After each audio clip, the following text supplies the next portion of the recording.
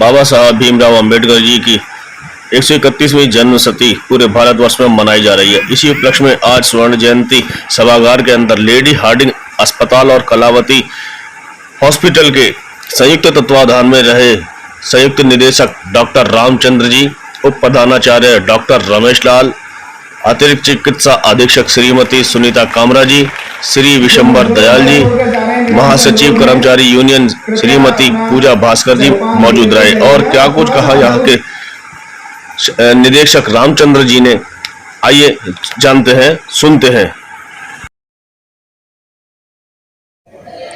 Sir, बाबा साहब की 131वीं जयंती लगातार पूरे देश में मनाई जा रही है, तो इस विषय पर आज आपने जो अस्पताल के अंदर जो रखा है जयंती समारोह, आखिर इसका मुख्य उद्देश्य क्या रहे?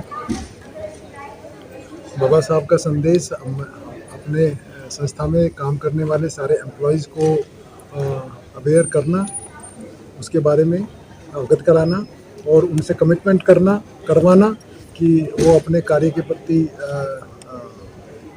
डिसिप्लिन रहें और they should be punctual and they should remain committed for the betterment of the society, betterment of the institution and betterment of the country.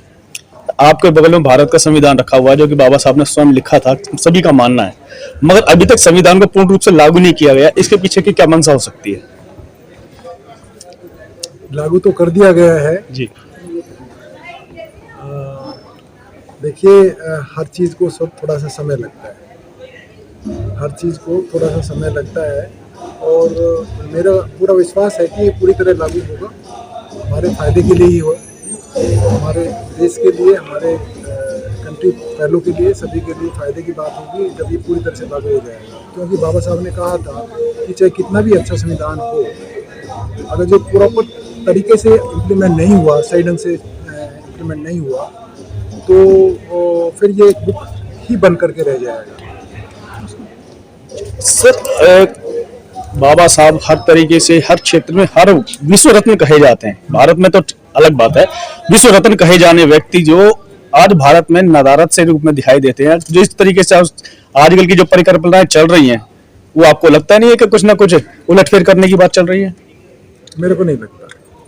अभी तो बाबा साहब के पीछे सभी जो हैं, सभी उनको मानने के लिए तैयार हैं और सभी उनको उनकी लेगेसी के ऊपर अपनाने के लिए तैयार हैं, उनकी लेगेसी को लेने के लिए तैयार हैं। एक होड़ सी लगी हुई है जो कि बाबा साहब को अपना कहने के लिए तैयार है। मेरा सवाल ये है कि जिस तरीके से महिलाओं के क्षेत्र में बाबा साहब ने जो आज़ादी दी, क्या लगता है, क्या कहेंगे उन महिलाओं को कि आगे आने वाले समय में वो अपने आप को किस तरीके से उजागर कर सकते हैं?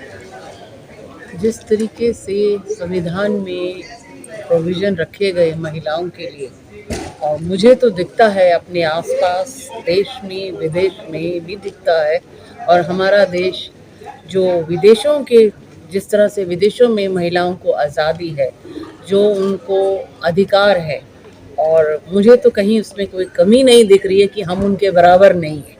हमें सब वही हक हैं जो हमारे कॉन्स्टिट्यूशन से हमें बाबा साहब अम्बेडकर साहब के थ्रू मिले हैं, और हम उन्हीं के ऊपर काम करते हुए अपना भविष्य भी सुधार रहे हैं। और महिलाओं का जब भविष्य बनता है तो परिवार का भविष्य बनता है, तो हिंदुस्तान का भविष्य बनता है। लेडी हार्डिंग जो हॉस्पिटल है काफी समय पुराना है और काफी बड़ा हॉस्पिटल भी कहा जाता है, तो इस यहाँ पर इस सभागार में जो स्वर्ण जयंती सभागार है, बाबा साहब की जयंती मनाने का आखिर उद्देश्य क्या रहा?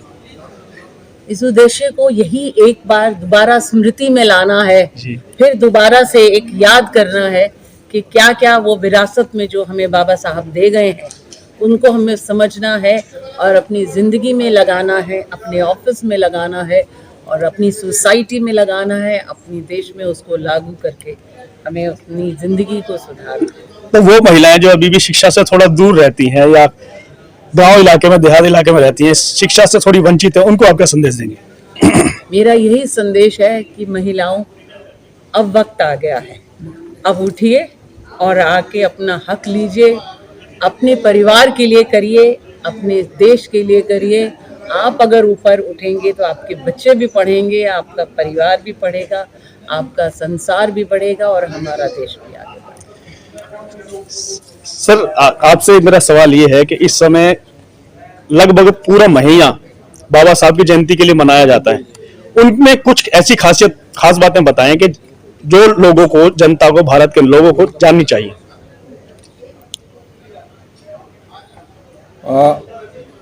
सबसे पहले तो हमें बाबा साहब की लाइफ से, उनके पैदा होने से, जिस हालात में वो पैदा हुए हैं और फिर आगे जाके उनने जो मुकाम हासिल किया है, उससे हमें एक शिक्षा लेनी चाहिए। हमें अपनी एक प्रेरणा लेनी चाहिए कि चाहे आदमी कितना भी छोटा हो, कितना भी दबा हुआ हो, अपनी मेहनत से, अपनी हिम्मत से, अपने हौसले से वो कोई मुकाम हासिल कर सकता है।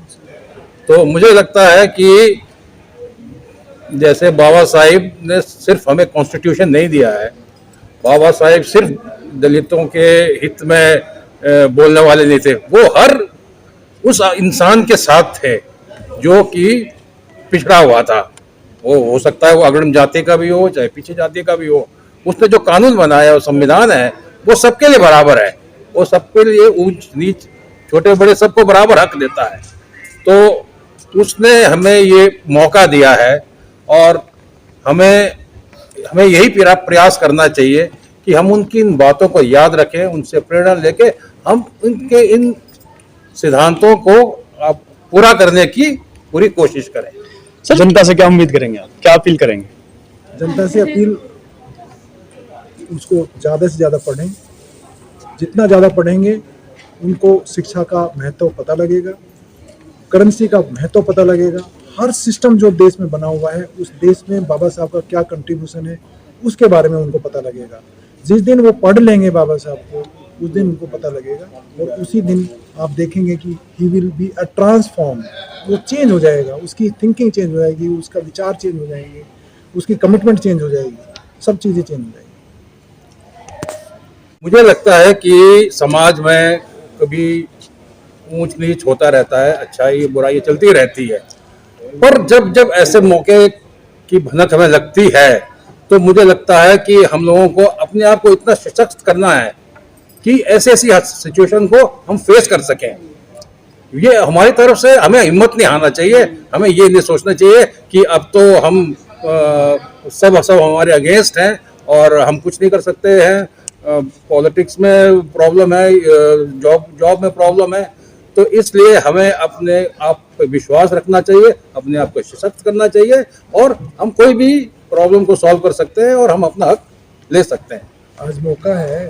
अगर जॉब की अपॉर्चुनिटी कम है तो दूसरे मेथड्स निकल आएंगे। अगर जो आप लगे रहेंगे उसमें क्या है, it is an opportunity for all of us to become now entrepreneur. आपका क्या ओपिनियन है? छोटी मोटी जो भी घटनाएं अगर देख रहे हैं जी, जो आप जिनका आपने जिक्र किया है, मेरा ये कहना है आप देखिए ग्रास रूट लेवल पे क्या हो रहा है। आप गांव में देखिए, गांव में कितनी तरक्की हुई है, गांव में क्या असर पड़ा है, वो ज़्यादा इम्पोर्टेंट है। ये छोटी मोटी हवाएं तो हैं, ये चलेंगी और ये शांत हो जाएंगी, लेकिन जो ग्रास रूट लेवल पे है वो रहेगा।